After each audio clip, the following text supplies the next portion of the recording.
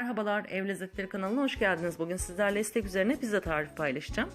Ama iddia ediyorum çok değişik ve lezzetli bir hamur. Bu hamuru mutlaka denemelisiniz. Uzun yıllardır yaptığım bir tariftir ve çok güzel oluyor.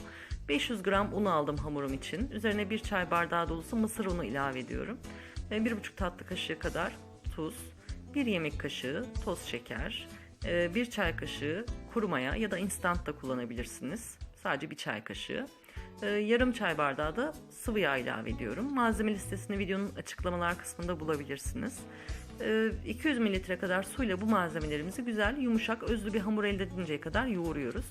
Her unun su çekme miktarı farklı olduğu için lütfen kontrollü ekleyin. Gerekirse biraz daha ilave edebilirsiniz. Ama genelde 200 mililitre iyi gelir.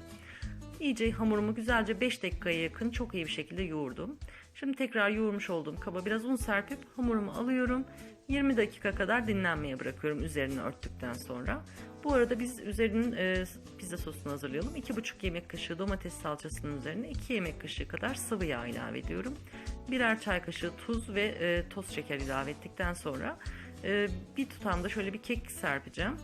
Kekikten sonra birazcık sıcak suyla bir miktar 1,5 su bardağı kadar sıcak su kullandım.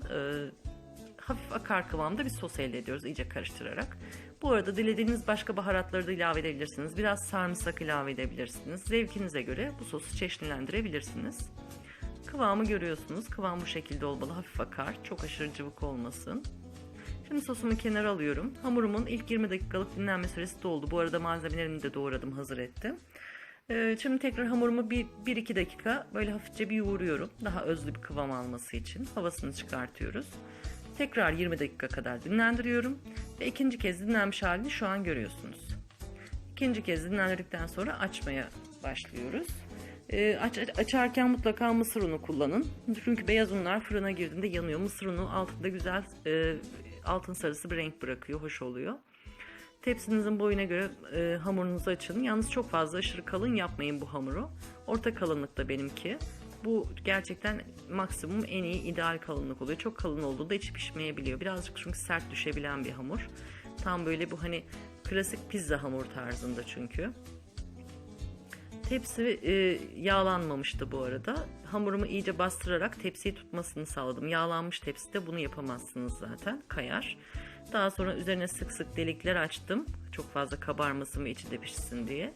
Ve üzerine şu an domates sosumu sürdüm. Önceden ısıtmış olduğum 200 derecelik fırında ortalama 5 dakika ön pişirmeye götürüyorum hamurumu. Bu şekilde yaptığımızda çok daha lezzetli oluyor. İçinde hiçbir çiğlik kalmıyor. Ev fırınları çünkü ne kadar olsa içinde çiğ nokta bırakıyor üzerine malzeme geldiğinde. O yüzden önden bir 5 dakika fırınladım. Şu an fırınlanmış halini görüyorsunuz. 5 dakika böyle hafif yüzeyi kabuk tutana kadar pişirdim. Şimdi üzerine bolca kaşar peyniri serpiyorum. Kaşar peynirinin üzerine bu yapmış olduğumuz sostan bir miktar daha gezdiriyorum. Bakın bu inanılmaz lezzeti ikiye katlıyor. Çok güzel oluyor. Mutlaka bunu da ekleyin, yapın.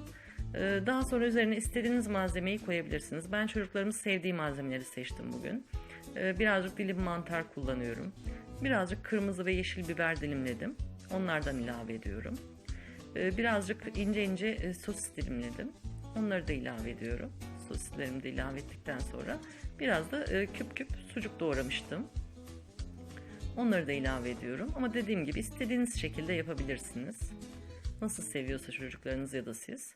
Biraz da tane mısır ilave ediyorum, konserve mısır. Ve şimdi tekrar fırınıma götürüyorum.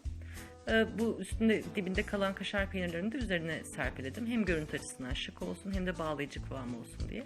Şimdi tekrar fırınıma götürüyorum. Üzerindeki malzemeler pişene kadar bir 20-25 dakika daha fırınlıyorum.